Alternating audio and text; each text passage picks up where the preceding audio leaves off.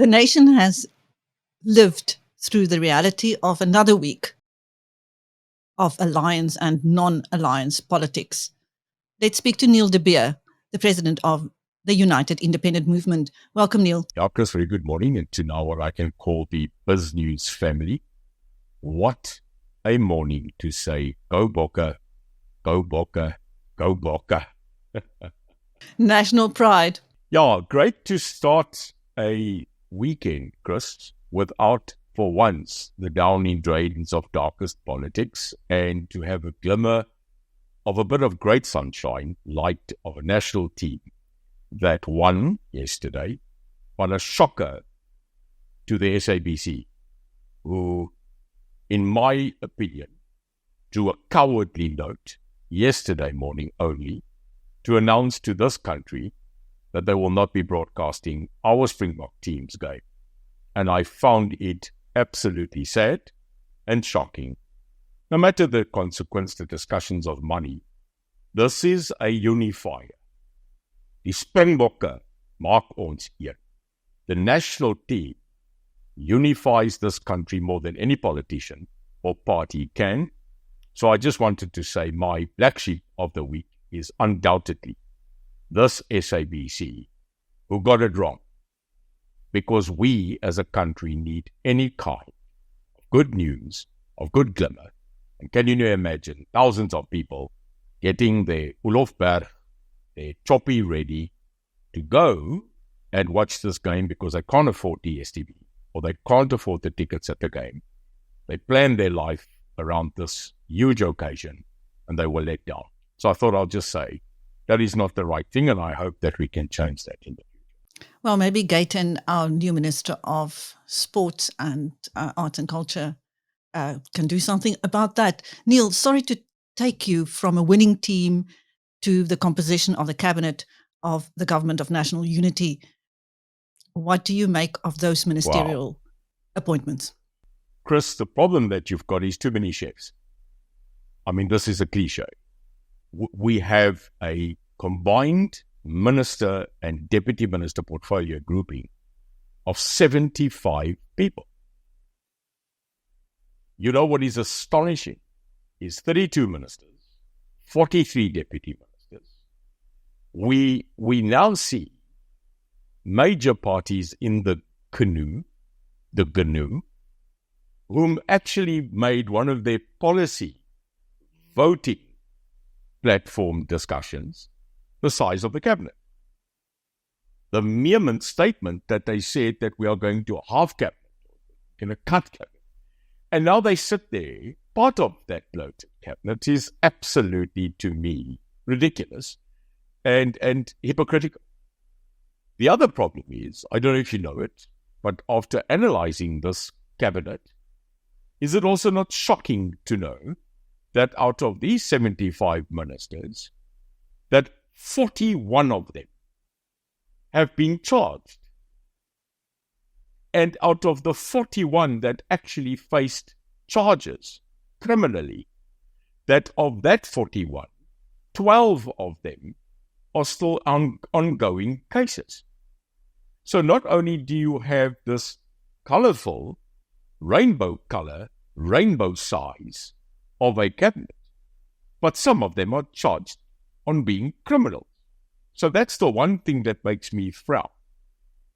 I mean, you just saw the absolute hypocritical manner in which the ANC continually speaks about renewal, about change, about threatening corruption. Zizi Kodwa falls on his own sword, gets hoisted by his own batard, goes to court and gets charged, and then walks into Parliament the next week merrily and takes an oath of office to uphold the Constitution. Just that one person. That's ridiculous. So no, this is not a good news story on many of these people who are sitting in that bloated chair.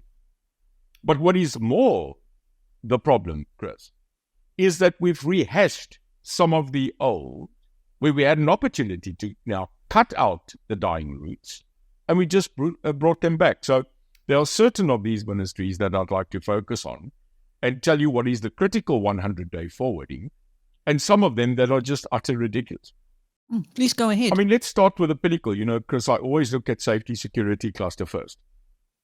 We have Angie Motshekga that's moved from a dismal failing basic education ministry, where we got the so-called 30%. That was an absolute disaster, no matter how she wants to paint a zebra. And she moves over now to the Minister of Defense. Now, when she was asked, what kind of knowledge and expertise does she have in defense? Her statement was that she doesn't need to have it because she's not going to go fight in the bush. She's not a soldier. Now, that statement on its own sent shivers down my spine, because if she did that to 30% basic education, is she going to say that she's only going to get a 30% hit rate on protecting this country?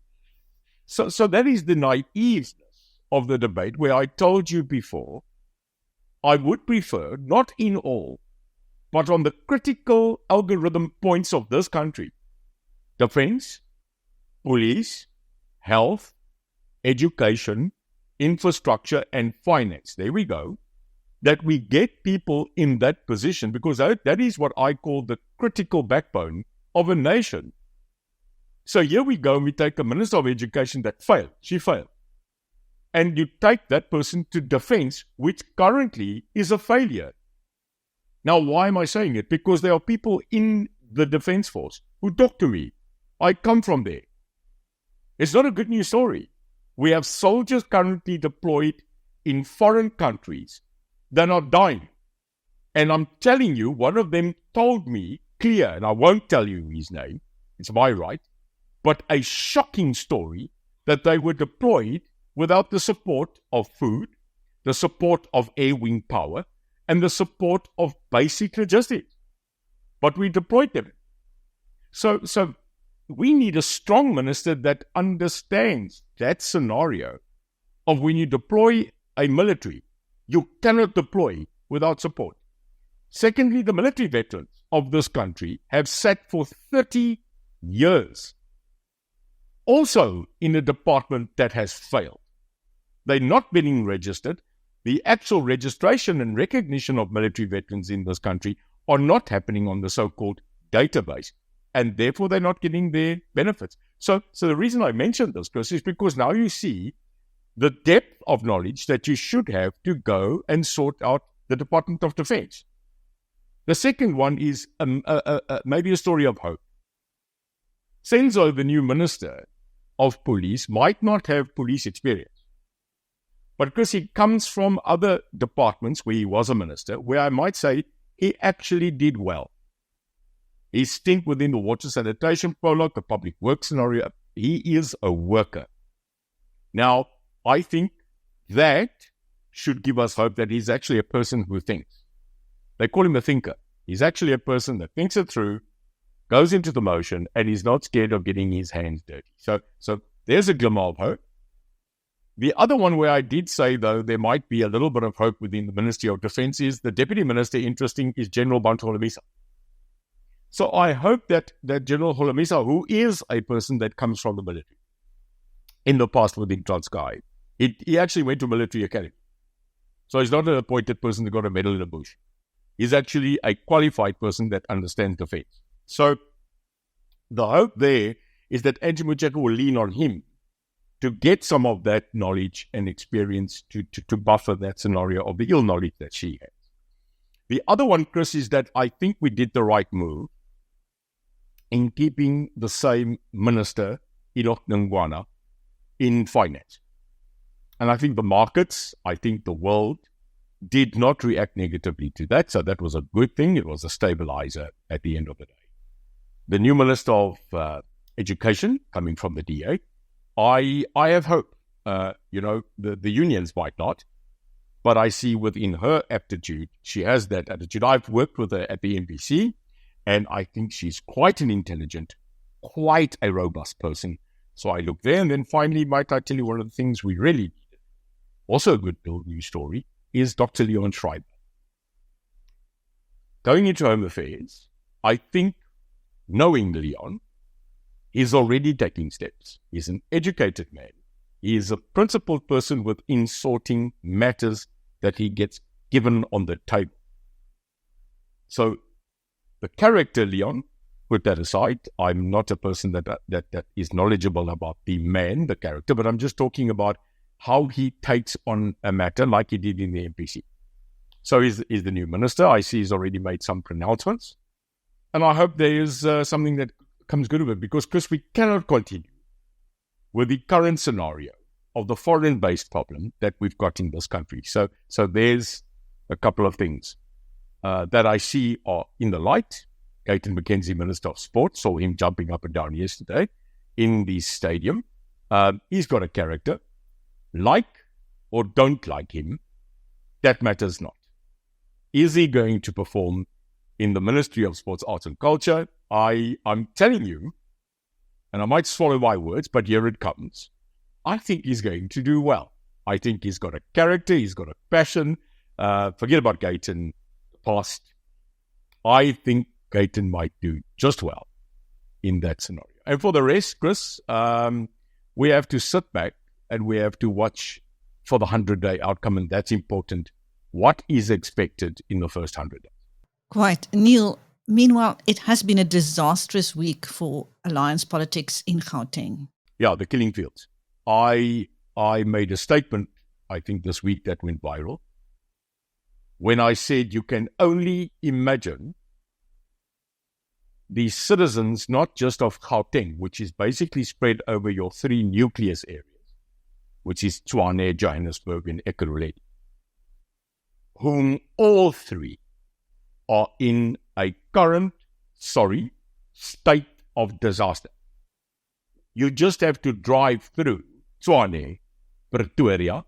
You just have to go through Johannesburg and approach Ekurhuleni. You have to actually sit there, look at it, and say how the gold has rubbished, how our unbelievably iconic cities of the past have absolutely degenerated and have become, a rubbish dump and mess. There's no other way to say it. So we can't color this. We have huge challenges. I had the privilege about 2 months ago to meet the new mayor, Cyril Ramaphosa of Tshwane. So when leaving him, after having a good cup of coffee with him, I don't know why, but I got into the lift and I walked out and I went, there's hope for Tshwane. There's hope. No matter the unbelievable hill that he has to climb, his spirit and his attitude, I was absolutely saying, here's a glimmer of hope. And then you go to the mayor of Joburg, and then the only thing you need to say is, what the hell? I mean, it's like, huh? Who is he? Where is he? What is he? And when was he? And you can actually see, when you take mayors that I know, like Jordan Hill-Lewis, Celia Brink that I know personally, and you have to equate that to this gentleman, there's more failure. Nee, daar's die hoopie. I'm sorry, within him, I don't see a future. So, we were hoping that with the huge amount of vote on the opposition side, no matter whom they are, against the ANC, that we would be able to remove Lesofie once and for all, because he is a walking disaster. And the voters spoke, Chris. In Gauteng, the voters got up and they said, nay, get rid of them. But they didn't get a majority. And neither did the ANC. But the hope was that we could turn it around by balancing out the equity within the seats. So there we thought that within the Government of National Unity, we would have change. There we have it. But that it would filter down to the GPU, the Government of Provincial Unity. And so did the loggerheads and fighting and discussions and debates continue. Helen's that are coming to the forefront, the Sufi, and that absolute irritating little person who is like a buzzing bee that's at the wrong place. Nothing wrong with bees. They create honey. This one not. Fikile Malula, who just continually buzzing, creates this wave of disparity, and there you got a loggerhead position, because and there you are. The Sufi coming to the point, having to postpone the announcement twice of his ABCs. And then at the last end, does a long protected television broadcast with Fikile and him. And while they're sitting there, by the way, I don't know if you saw it, I watched it. And as they were finished, the one reporter gets up and says, "So how are you going to run this province without the DA?" And Lesotho says, "No, we've not closed the door. We are still waiting for them to come back so that at 9 o'clock I can mention my cabinet." And then the guy says, "No, it's over. We just got the press release from the DA." He didn't know. While he was standing at the microphone, talking about how they still want inclusivity, how they want the DA to come aboard, the DA releases the press release to say they have decided to go to the opposition benches. When they did that, a shiver came down on me, because I, in myself, have representation in one of the metros there. And I went, there we are, 5 years under a rule of what we had. I am saddened to the fact that those cities, that province, is going to fail dismally. If they don't, hurrah. But I don't have much hope. Neil, what is happening inside the ANC at the moment, behind the scenes? There seems to be infighting and disparity. Oh, the cracks are there. I think the cracks are now becoming so obvious. I think that anybody that comes there is shocked, not surprised. So your problem, Chris, is not going to be the continual discussion of the DA, the Freedom Front, the IFP. I think those things are going to settle and they're going to do what they need to do. I think the one that is the biggest and largest instability within the GNU are not those parties. It's the ANC. So you cannot deny that there is the CRU faction. There is undoubtedly the Paul Mashatile faction. And now this underwritten, bubbling factionalism of the influence of that person who just doesn't want to go away, Jacob Zuma. And that person has a massive influence in the ANC. You can't deny that. So here you've got the people backing the president and having to keep the president in power, because the alternative will for them be an absolute annihilation of their process. Paul Mashatile sitting there as vice president, but under the gaze and the loom of apparent charges that are coming. And then you sit there with the people within the ANC who said that they have surrendered the struggle. And this new sentence, Chris, here we will announce it now. Watch the space, like in many things we have predicted. Here it comes.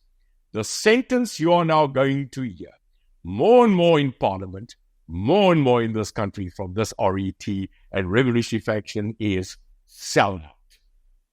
Sellouts.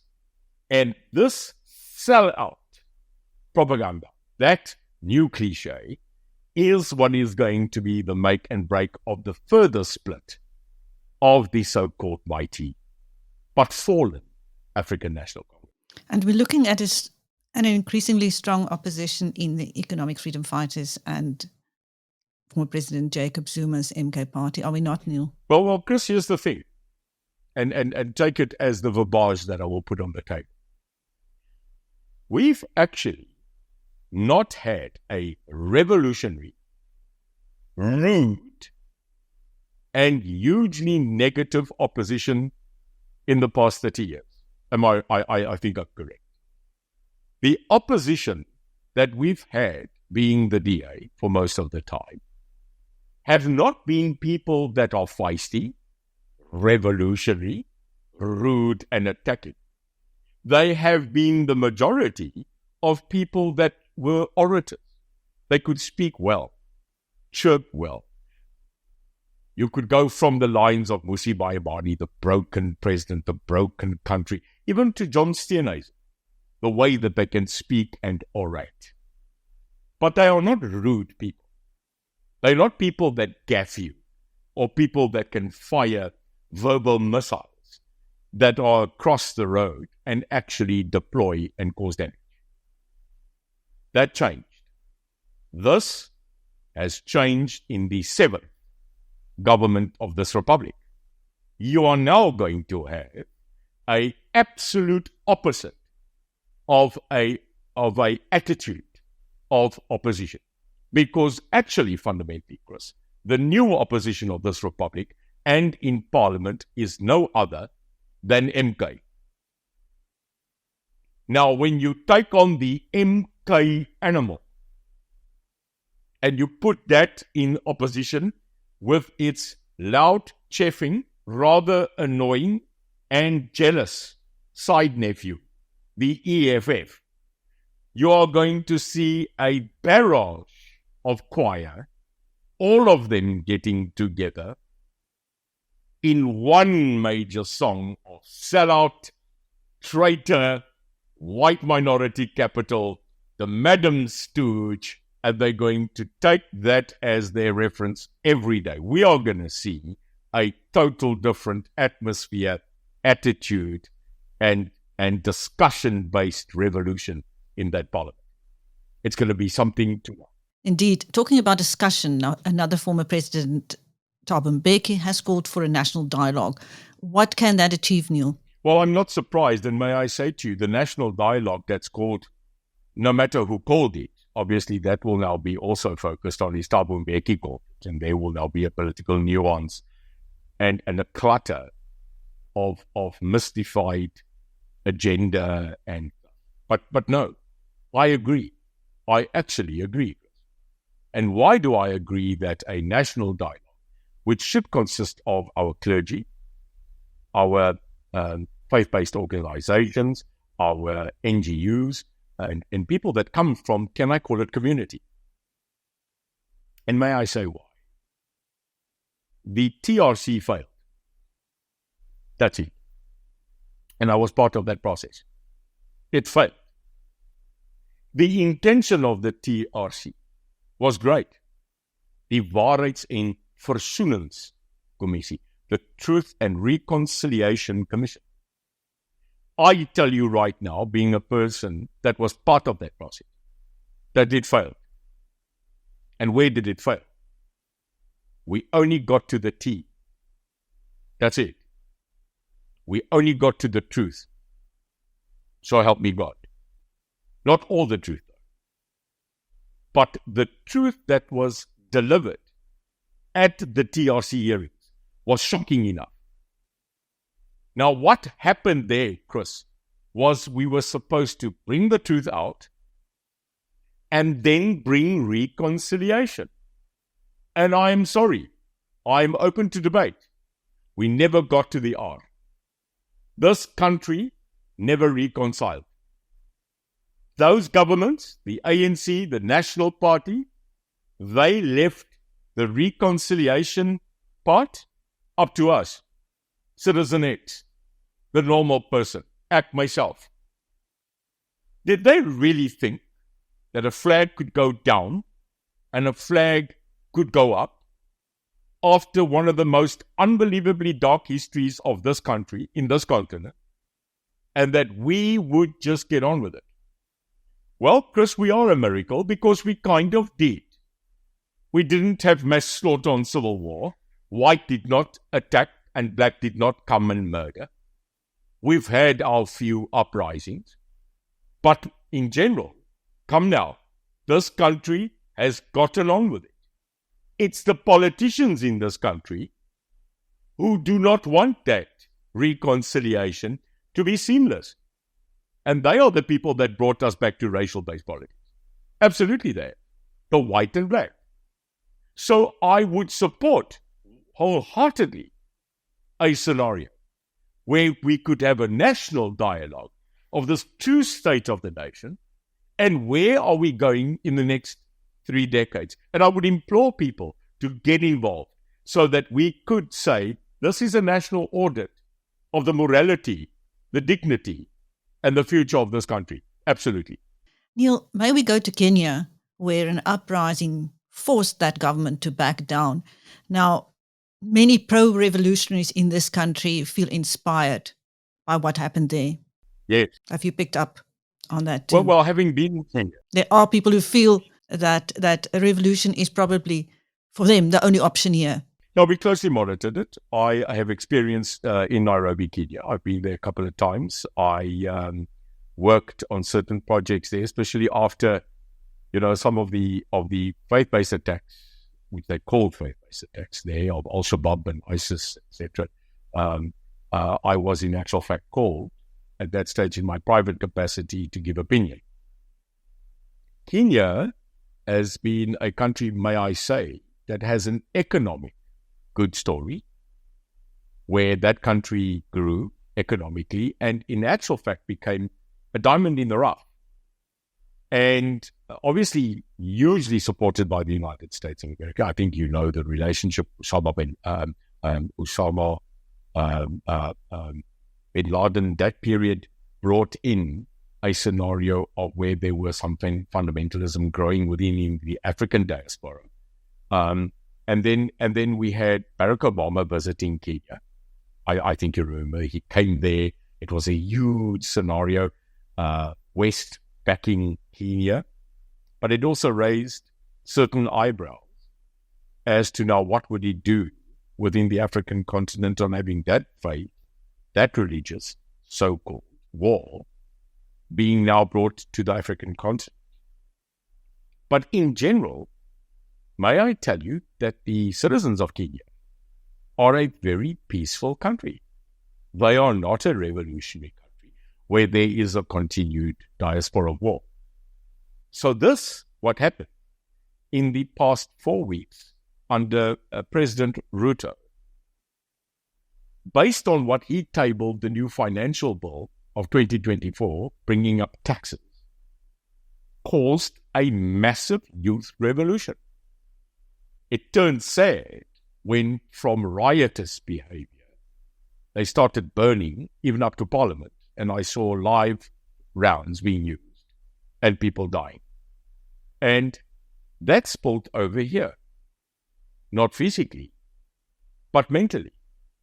And yes, you're right, people were starting to say, even in our social media terminology, be careful, because if you continue selling out the country's revolution of the fight against poverty, that Kenya and what happened there does not come here. Now, that was based on the previous scenario of what we called the overthrowing of the Arab Spring, if you could remember, where several African countries were toppled in the past. So yeah, it raised an eyebrow, and I said, watch that, keep clear and see what happens. And I see now 2 days ago, the president actually capitulated and struck that bill off the table. So yes, at times, when you have such a united force, make no mistake, it has a huge bearing on government. But I believe that we kind of taken the pressure cooker off, and we've got to get back to business for the 100-day. But also in the US, remember, geopolitics has a big impact on us, on this country. It might not now, but it will come. The US in November going to the polls of having the Biden and the Trump scenario. Biden not doing well. In actual fact, a lot of people saying that he's not going to make it. And obviously Trump being Trump, the barrage of insults and bombshells. And then lastly, what a great sudden change of a snap election called in the United Kingdom, and Rishi Sunak gone. And a new Labour government coming into charge, and what a change in the UK. So UK, done.